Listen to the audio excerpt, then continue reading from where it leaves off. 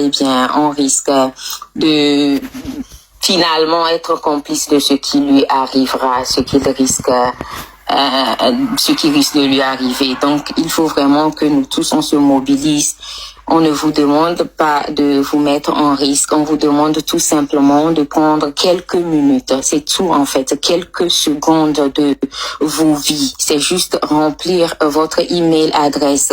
Signer la pétition. C'est un clic. Ce n'est même pas une signature. C'est juste un clic. Vous envoyez le clic, vous recevez un email de confirmation que vous allez valider. Tant que vous n'avez pas validé votre pétition, votre signature ne sera pas prise en compte et ça ne va pas s'actualiser sur le site. S'il vous plaît, c'est très important de valider la signature quand vous avez fini de signer. Également aussi, il y a la pétition de Madame Nyakade. N'oubliez pas de les signer. Vous savez les temps dans lesquels elle se trouve, elle est toute isolée. Une femme de 63 ans à côté santé, eh bien c'est catastrophique. Et si on ne bon, c'est le même cas avec Jean-Paul Omolou. Si on ne se mobilise pas, eh bien on sera tous finalement, comme je l'ai dit un peu plus tôt, complices.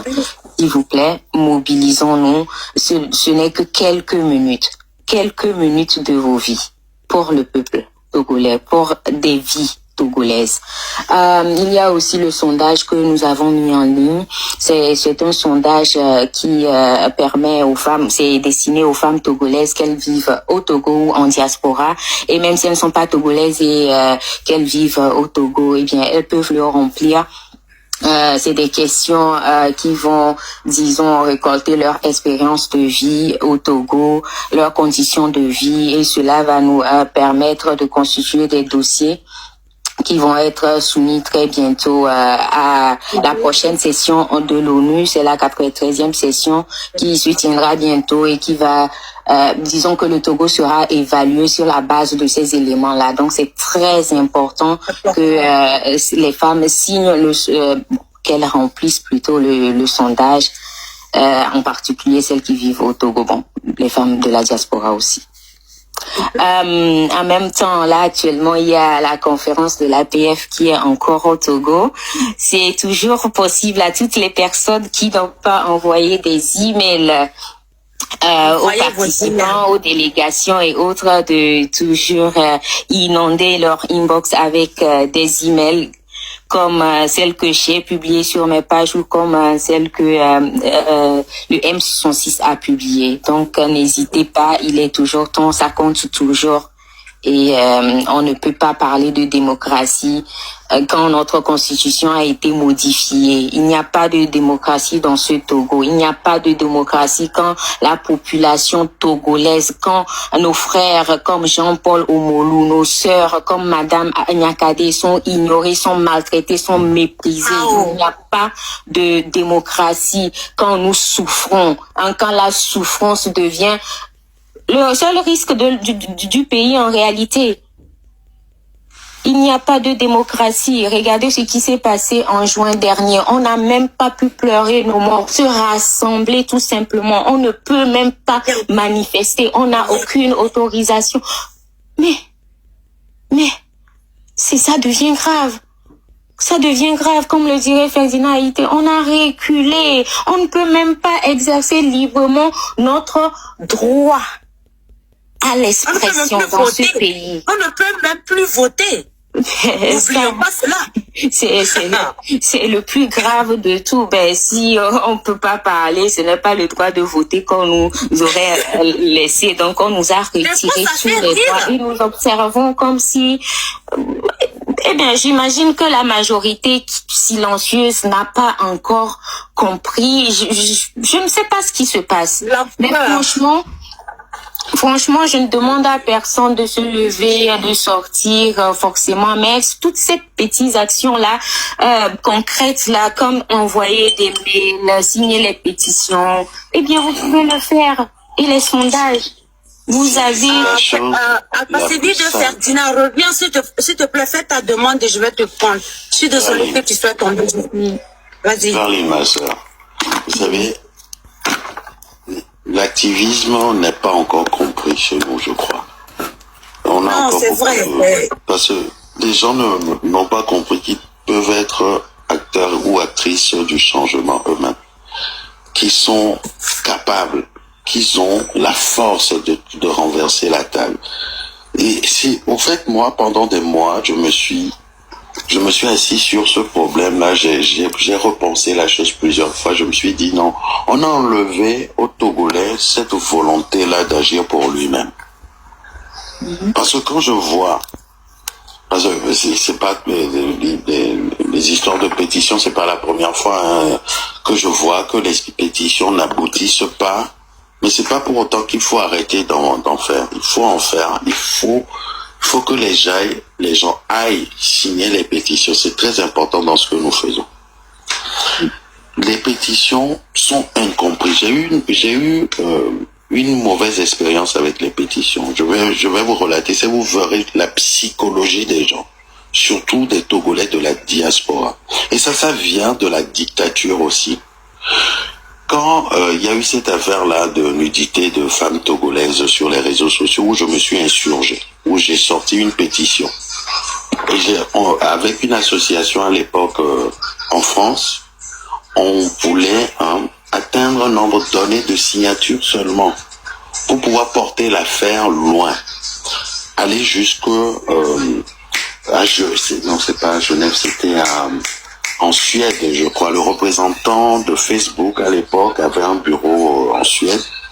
Aller là-bas avec ces signatures-là, faire pression avec une autre association au sein de Facebook même. Qu'est-ce qu'on n'a pas eu?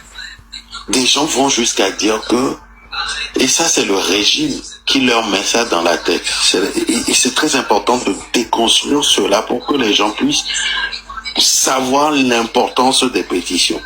Parce qu'on a dû faire ce boulot-là après avoir lancé la pétition. C'est que le régime fait croire aux Togolais de la diaspora, etc., qu'en mettant leur adresse email, c'est nous qui réclamons des pétitions. Nous sommes des agents qu'ils ont envoyés pour récupérer cette adresse-là et connaître leur identité. Je vous jure. Je vous jure. Way. Et quand même, on est en 2026, les gens peuvent faire des recherches, eux peuvent comprendre la vérité. Faut voir la psychologie du Togolais. Faut voir la psychologie. Et pour déconstruire ça, on n'a pas attaqué frontalement. Hein. On a arrêté de leur dire d'arrêter d'aller avec leur adresse email. On leur dit carrément, créez une nouvelle adresse email. Vous pouvez prendre le nom que vous voulez, on s'en fout de ce qui est derrière. Créez une nouvelle et allez signer la pétition. Je suis parti jusqu'à mettre à disposition même des adresses email pour des gens pour signer. Avant qu'on ait pu atteindre on doit créer ça, on doit faire ça. On doit créer cette pédagogie. Il y a cette pédagogie autour de la chose. On a été obligé de mettre en place pour voir aboutir ne serait-ce que ce projet-là. Et ça m'a valu même le surnom. Il y en a d'autres. Déjà, quand Togbevik s'est demandé, lui, il m'a donné un surnom. Il m'appelait Papa na pétition. Parce que partout où je passais, je disais, allez signer la pétition. Donc, c'est pour vous dire il y a cette déconstruction de la dictature, de ce que la dictature a mis dans la tête des Togolais, surtout ceux qui sont dans la diaspora, ceux qui sont censés savoir ce que c'est qu'une pétition. Non, mais c'est grave. Si aujourd'hui on a des pétitions qui ne marchent pas ou qui n'atteignent pas leurs objectifs, c'est à cause de cette dictature-là. Et nous devons faire maintenant ce boulot de déconstruction de tout ce qu'ils ont mis dans la tête des Togolais, même ceux de la diaspora. Alors, s'il vous plaît, déjà pour toutes les personnes qui sont connectées à ce panel, sachez que sur change.org, c'est un site très sécurisé et qui vous permet aussi de signer anonymement. Ok, parce que on va pas vous demander d'en faire trop. Bon, si vous êtes volontaire, comme l'a dit la légende, créez des emails et faites ce que vous avez à faire. Faites votre part. Faites plus que votre part même. D'autres en ont fait beaucoup plus que nous. nous. Donc, faites ce que vous pouvez faire. Et là, si c'est créer des emails, créer 100 000 et envoyer. Mais pour ceux qui n'ont pas envie de créer des emails... Donne-moi une seconde, je vais te donner la parole après. Je vais te donner la parole. Commence à demander le lien. Vous voyez? Et c'est comme ça qu'il faut y aller avec eux. Le lien se trouve sur la page Facebook. Le lien se trouve sur la page... Floline, tu peux mettre ça dans les commentaires, s'il te plaît. Le lien se trouve sur la page Facebook. Sur la page Facebook de Florine. Et vous pouvez mettre ça dans les commentaires. Vous pouvez juste cliquer sur sa page.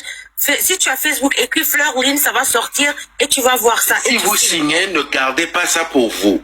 Le site propose de partager. Vous devez partager dans tout votre WhatsApp en expliquant la procédure même que vous venez d'entendre ici aussi. Plus on sera nombreux à signer, plus vite on atteindra l'objectif. C'est très important. Voilà. Black Star Florine... Voilà ce qu'il fallait comprendre. Derrière les apparences, l'histoire est souvent plus nuancée et parfois beaucoup plus dérangeante qu'on ne le pense. Et c'est précisément pour ça qu'on fait ce travail. Remettre les faits au centre et vous laisser vous faire votre propre opinion. Maintenant, la vraie question, c'est la vôtre. Est-ce que tout ça vous paraît crédible ou est-ce qu'on est en train de passer à côté de quelque chose de plus gros? Dites-moi en commentaire ce que vous en pensez. Je lis tout et vos retours orientent directement les prochains sujets. Si vous avez apprécié ce format clair, rapide et sans langue de bois, pensez à vous abonner à la chaîne et surtout, activez la cloche de notification pour ne rien manquer des prochains décryptages. Merci d'avoir suivi jusqu'au bout. On se retrouve très vite pour une nouvelle vidéo.